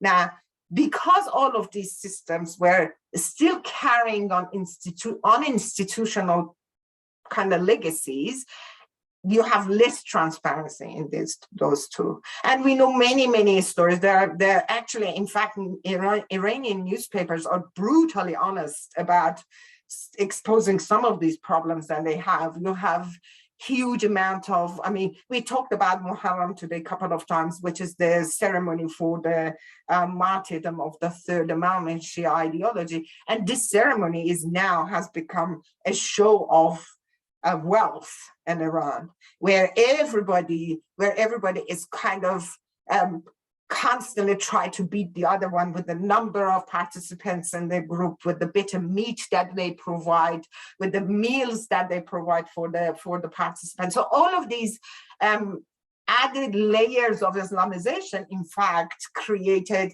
a very, very capitalist fueled competition between institutions and organizations, but also between government agencies, between judiciary and the different branches of the government. So it's become consumerist capitalist. I am not sure how many of you follow news of Iran quite regularly, but if you see every often we hear about a clergy who has been, for example, had a very major responsibility in Iran, and then, for example, finds out to have a $400 million mansion somewhere in Iran with a lot of, with a very, very capitalist way of life, or people who travel to Europe to buy some gifts for their children. So there's quite a lot of consumerism capitalist that actually goes rampaging towards all of these discussions. Now, but there also another impact, and this impact to me is very interesting, and also this is a transformational impact, is that beside the problem of economy, and of course, as you can see in my slide, in 2021, Iran was ranked in 150th place out of 180 countries in the index of corruption. So you can see actually that the theological position was not proven correct, because it means that the secular has had a profound impact on theology and transformation of jurisprudence. But what is interesting is that recently, I mean, not recently, but in the last 10 years, we hear more and more news about how the whole fabric of religious life in seminaries and for religious students is moving, and is kind of changing significantly. As a part of this Islamization, when internet came into Iran, everybody was very eager to make seminary students to involve in exporting Shia ideas and kind of promoting the Shia way of life. And that also made that they became very familiar with what was happening outside their seminary system. And they actually started to understand that for them to be involved in politics or economy, they have to be engaged with secular life. Prior to this what I call secularization process of Shia theology, you could become a Shia scholar and be completely away from economic development or any form of engagement. But now things were very different. So in the last couple of years, we also hear about how the life of Tulab or students of seminaries have changed. Published by conservative media in Iran, there are reports after reports about saying that they become more agnostic. They are playing pool, billiards, or they play quite a lot of different, they soccer game, they are bodybuilders, some of them play piano, they are very engaged with secular life, and all of a sudden this creates a very major problem for theological schools, but it doesn't stem from theological schools. So all the narrative that says why do we have such a transformation in theologies in Iran blames globalization, blames interactions between the Hausa students, the seminary students, and outside world. But in reality, what happens is that the interaction between jurisprudential positions and secular activities has created a secularization wave, which means that the desire of progress and to a degree secularization is embedded in the philosophies of economic development. As we understand it in the Middle East, there is very difficult to separate economic development from secularism, even if you are thinking in the context of Islamic Republic. So it's a neoliberal idea, and it is and that kind of feeds into the problems and the tensions between jurisprudential ideas and economic development. Now, the lack of transparency becomes an endemic feature of institutional politics because the whole project was to create a link between an uninstitutional or non-institutional model that Islam presents for economy and the very institutional model that modern Iranian state structure has in order to kind of mingle them. And because they mingle them, a lot of these aspects of non-institutional relationships have been seeped into this institutional model. So it's actually making more capitalist and more neoliberal. And the last things that I would like to say is that this is also fueled much more because the system resists political development. If your political system resists political development, the whole focus of the society and it becomes obsessed by economic development. And because it becomes economically motivated modes of discourses, it further secularizes Iranian Islamic jurisprudence. And on that note, I thank you all very much for listening to me, and I look forward to our debates and discussions. Thank you. Thank you very much, Nagar. It brings to mind, your talk brings to mind a statement that Bruno Latour once made to the effect that it doesn't matter what you throw at capitalism, it figures out a way to appropriate it and thrive on it. So, I think interestingly, those three talks, there's a common thread that runs through them, or common threads that run through them, which is purely incidental. That was not something that we intended to happen, but I'm really happy that did. Namely, the interaction between institutions, law, rationalism, and so there's much to discuss. Could I start though by asking Nagar what she meant by one thing in particular, which I didn't quite understand. You said on a slide, you had the phrase institutionalism of jurisprudence is inherently secular. Could you explain what you mean by that? Because I think of religious jurisprudence as being potentially institutional, and in fact, in other places and other times and other religions, in fact, institutionalized. So could you explain what you mean by the institutionalization of jurisprudence is inherently secular? Yes, so my point was particularly about how the Islamic Republic was trying to create an Islamic kind of like a layer on top of different institutions. So, but when they started to do that, those particular Shia policies that were related to that particular institution, whether it was a military or it was jurisprudence, were also contained by the secular regulations that the institutions themselves had. So for example, they couldn't interfere, they couldn't pass the boundaries as they did before. So in a way that they were contained by the secular structure of the organizations that they were trying to Islamize. And my position is that the power of those inherent modern structures of a state has much more power of secularizing these little kind of snapshots of Sharia that we would like to inject into different organizations rather than the other way around. Thank you. That's great. Yeah, Hera, please. Yeah, I have two small points to make. So the first about capitalism. So I give you an example about Aslan Quds Razavi. So Aslan Quds Razavi is the responsible organization that manages the shrines of the 8 Imam and Mashhad. Okay, so it holds the assets of the shrine in fact. Now in the last 40 years, of course, they have a specific family who are the guardian of the Astan, they call it. So there's a specific family who are appointed by the leadership to run that particular Astan. But also, if you look at the way, there was quite a lot of discussions in the Astan about how to increase your investment, because you make money out of charities and then you invest in them.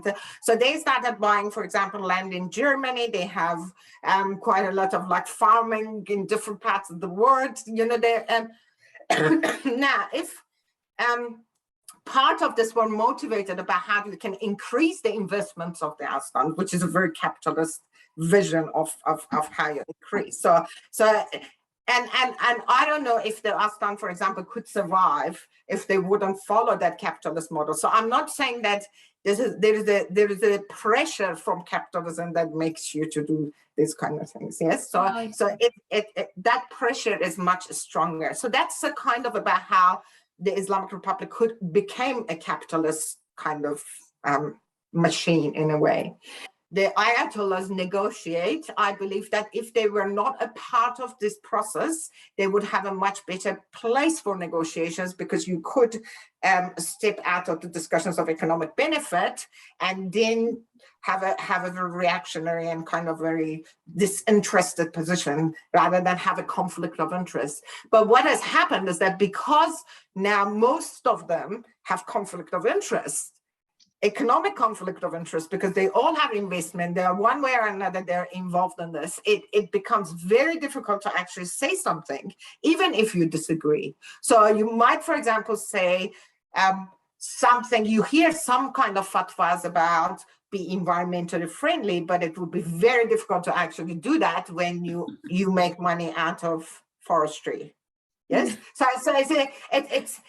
what my position is that it crippled Shia theology because it constrained it by the secular.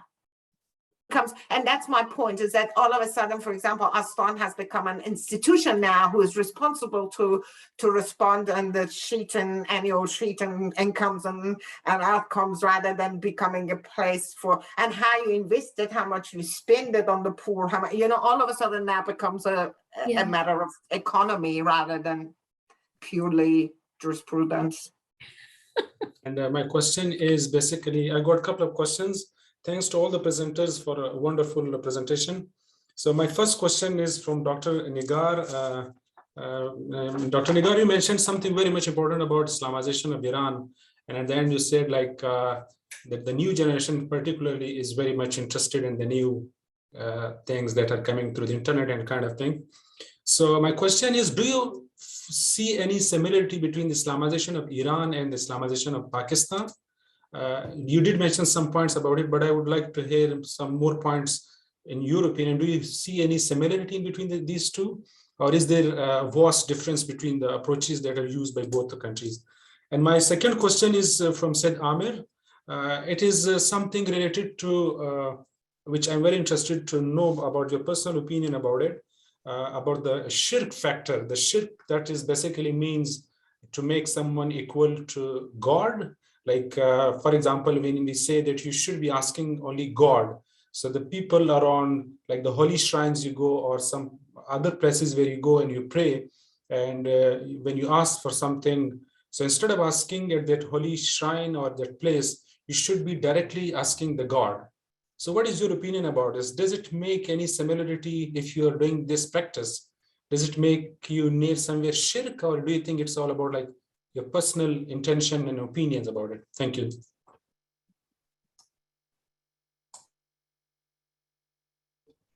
Benjamin, would you like to go start, and then I will respond?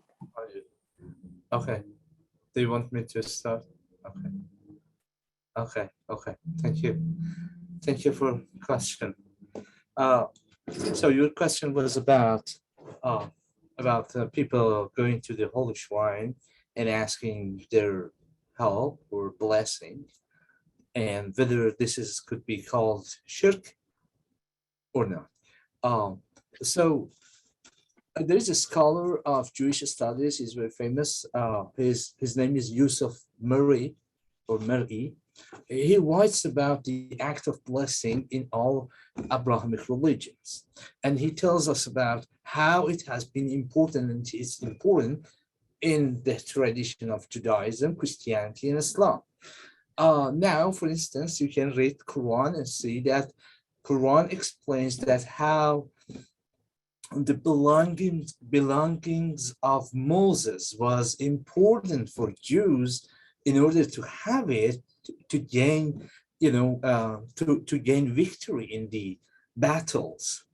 So what's the matter? What the matter is? The matter is that those things, or those humans, or those spirits are presenting some kind of spirituality and blessing of God from the divine to the other people or the surround environment.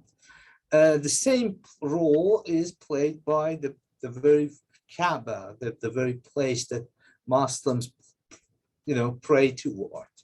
So that home or that stone building becomes kind of blessed, and everyone wanted to touch it to gain blessing. Now, the act of this asking from imams is, philosophically speaking, not speaking, maybe, I don't know if common people have any ideas, but philosophically is that a person who is kind of called in the ranking of Waliullah, or the close friends of God, it takes and contains of the blessing of God, and God gives him a power of kind of healing, or kind of whether healing, blessing, spirituality. So he is kind of mediator between his own God. But the very target of every prayer must be God. But then people probably in this religious act, they ask God for sake of this close friend of you who is, respected by you, or you like him, try to look at me. And then there's in the history of Catholicism, there's a recently book published by Dr. I've just forgot the name of the author, but he is one of the famous scholars of the Christian Catholic theology. His name is, the book called History and Presence. Presence of the divine in the history of Christianity, and especially Catholicism. And I forgot the name, but I wrote a paper about his book. So where he explains that the modern study of religion, with neglecting this part of religion, this everyday act of people in getting blessing and other things, misses modern study of religion, misses part of religion and religious life with ignoring this part of, actions of people. So there are many scholarly books as well on this. And I guess this philosophically speaking, as I mentioned, that was what I mentioned as my answer to that. And I don't look at it as shirk. I look at it through kind of mediatory, and there are some examples from Quran or other Islamic or Christianity or Judaic resources about that. I'm sorry. Thank you. I hope I was able to answer some of your question. Thank you so much. Thank you. You're welcome. Thank you.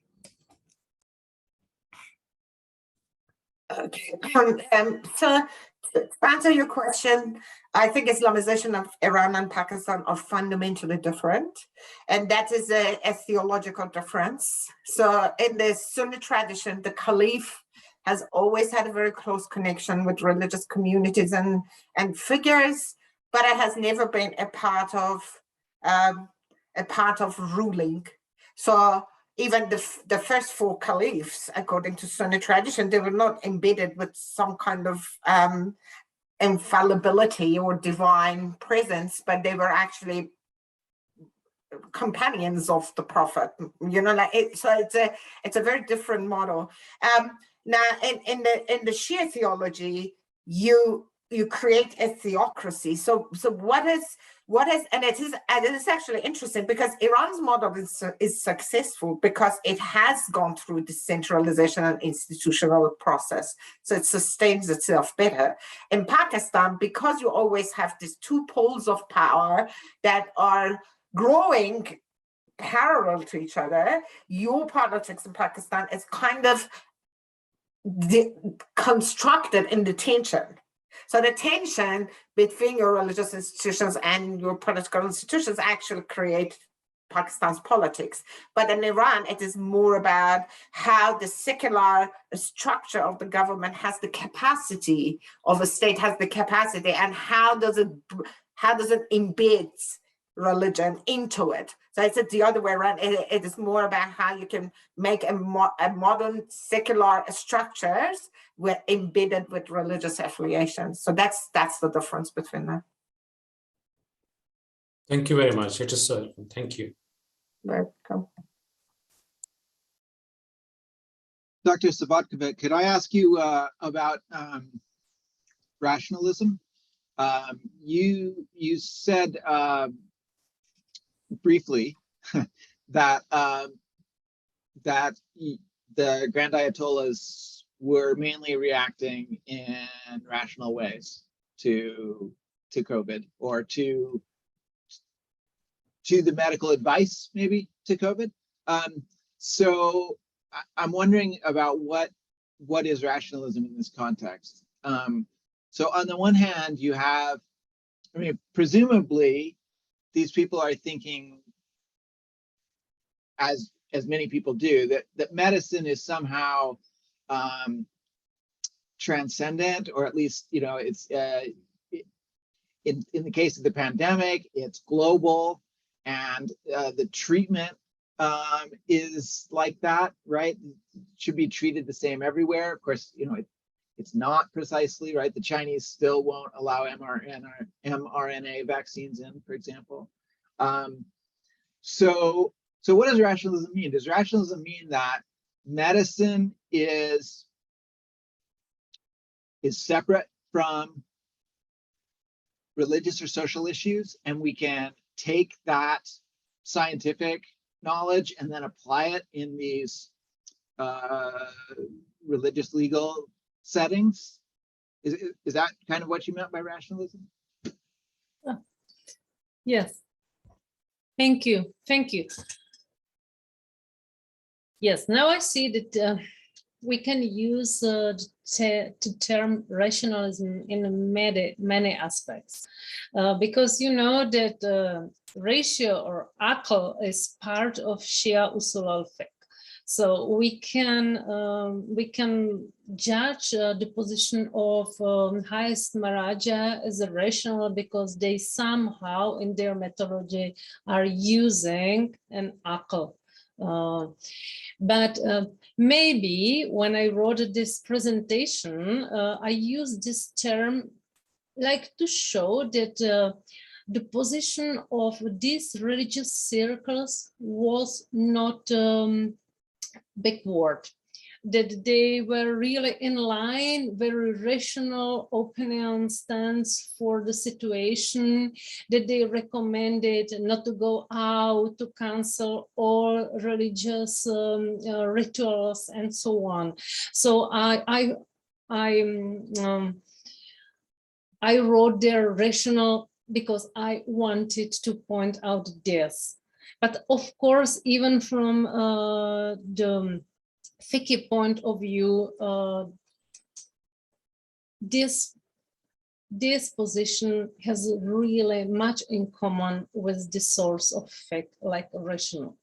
I saw, but I didn't have time to explain it, that for these clerics, it's the most important to save someone's life and to protect someone's life. So that's why they made or published all these changes in rituals and religious affairs and events, because some of them are wajib, for example, the ghusl during the burial rituals. Some of them are recommended, but still they saw that the situation is not that they can follow this primary rule. So that's why they recommended not to do this. So they said, oh, it's not at this moment, just in the time of pandemic, it's not wajib, it's not recommended, even recommended. And important was that this position was much more rational than of the position of the public, because people wanted to go out and to be part of Ashura or Arba'in, despite of the danger of COVID, because they insisted that they had to commemorate the Imam's Hussein martyrdom. And from my point of view, this position is not rational because, but according the highest scholars, it was really against the key rule to observe someone's life and then and health, and the principle of keeping you safe against any inflammation, virus, and so on. So that's why the position of clerics was much more rational compared to the public. I don't know if I explained it well. Yeah, that makes perfect sense. That makes perfect sense. Of course, you had there were a couple outliers there, right? There were a couple. You had a couple examples. What we say in English is the what is the phrase? The contrary that proves the point, or the exception that proves the rule, right? So so Muqtada al-Sadr blaming homosexuality, or somebody else blaming Chinese treatment of the Uyghurs, right? So so that there are those moments where that wouldn't be rational in the way that you've just described. But generally speaking, so it's sort of a common sense-ish understanding of rational. But it's also right. So if the goal, if the goal is to keep people alive, then you do those things, or you recommend those things, or you rule in such a way that you do things to keep people alive. That right. So that I understand much better now what you meant by that. Thank you. Thank you.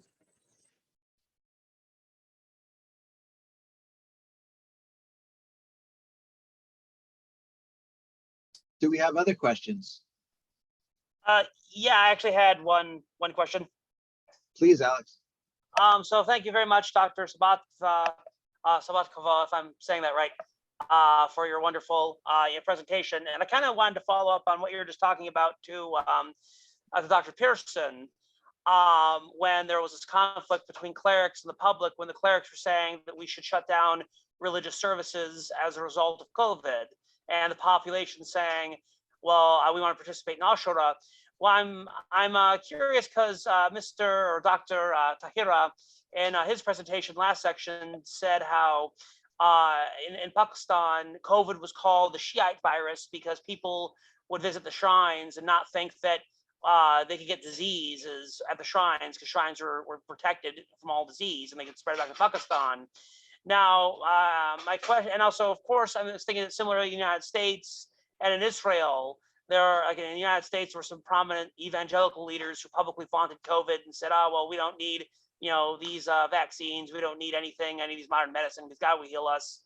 And also there's been similar studies in Israel from some of the Hasidic Jewish communities who say the similar things who've been ignoring COVID restrictions. So in Iran, are there any prominent examples of any prominent religious figures who've made some of the similar anti-medicine and anti-vaccine and anti-social distancing arguments that have been used by some evangelical and Hasidic leaders in the United States and Israel?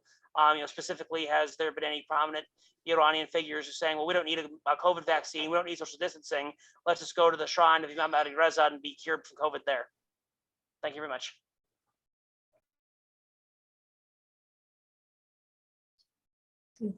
Thank you. It was not a question, it was a remark, and I can only agree. Yes, compare, for example, with the situation in Israel. It was a really big problem with the religious circles of ultra-Orthodox people because they completely avoid to follow any instructions regarding COVID. I think that in Iran it was not so bad, but still I saw through media that there were some examples, but I wasn't presented anymore. I left Iran exactly on the edge of pandemic before canceling all flights from Iran, thanks to God. Not that I wouldn't like to stay there longer, but I was happy because other people had really better complication to come back because Iran was worldwide identified like source of or new center of infection. So that's why maybe, I think it was center number 2 after Wuhan. That's why maybe it was called Shia virus or so. And yeah, exactly. I can only agree with you. Well, thank you very much. Thank you.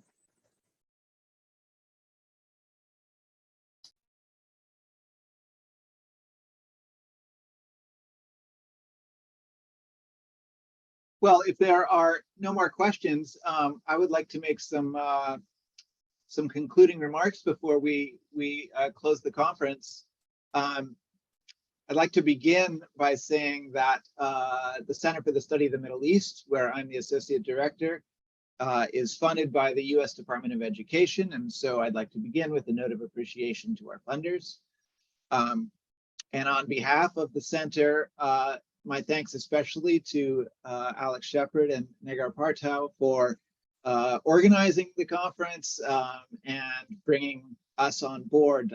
We wouldn't have had the opportunity to participate without their coming up with the brilliant idea and carrying it through. So much appreciation from us to them. Thank you all for presenting, to our presenters. I found this afternoon's, today's presentations incredibly illuminating. I learned a terrific amount, and the diversity of topics was very impressive. We went from the earliest days of Islam up until the pandemic, so we sort of covered the entire history in one way or the other, and from philosophy and Sufism to the economy and capitalism to medicine to statecraft and secularization of space in Pakistan to fitra in Shia Islam. We've covered a lot of territory, and I thought it worked really well as a unit. So I'm very excited about that. Certainly opened up many paths for further research, and I'm excited about the possibility. In the West, as you all probably know, Shia studies is underrepresented, and the conference is intended in some ways to begin to fill the lacuna of Shia studies in the West. Certainly in Shia countries, it's not the case that it's underrepresented, but it is here in the States, for example. And so this is an exciting opportunity for us to begin a global collaboration and share with each other our research on Shia studies. And I'm thrilled that the Center for the Study of the Middle East can be a part of that. It's been said before, but one of the silver linings of the pandemic has been the realization that Zoom and other technologies can provide for global collaboration. And that's certainly the case today. We couldn't have done this, obviously, without the internet and cameras on our computers. But that being said, it's really that the technology is simply a means of communication, right? The much more important part of the collaboration is the fact that we were all willing to gather and share.